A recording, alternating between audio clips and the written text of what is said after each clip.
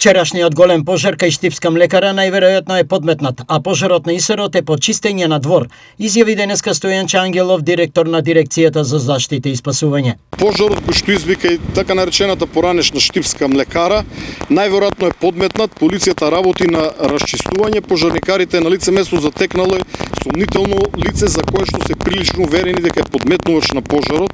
Знаете дека и минатите пожари пред неколку недели имавме сомнежи дека еден од пожарите е подметнат. За жал, постојат луѓе кои што злонамерно подметнуваат пожари. Постојат и во овој момент неколку шпекулации, неколку нејасноти. Пожарот кој што изби на Исарот, имаме индиции дека е можно да е настанат поради чистење на двор на некој од куќите, но исто така има одредени индиции дека можеби настанал поради допирање на лабави жици помеѓу две бандери. Дирекцијата за заштита и спасување планира формирање на специјализирана противпожарна единица за поефикасно справување со пожарите. Мојот фокус како директор е врз развојот на доброволното пожарникарство, но и врз градење на една нова специјална единица во рамките на Дирекцијата за заштита и спасување.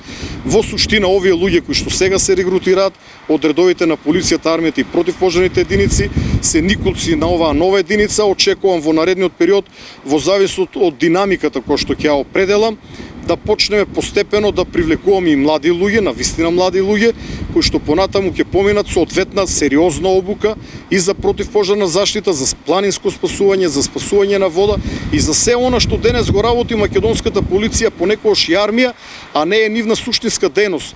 Мојата цел е да ги растовариме полицијата и армијата од нивните несуштински дејности, кои што сега се принудени да ги работат. Ризикот од пожарите со високи температури и со присутниот ветер сега е уште поголем, поради што Ангелов упати апел до сите граѓани да внимаваат, но и да ги исчистат и обезбедат своите дворови пред домовите и викендиците и на тој начин да превенираат заштита од пожар.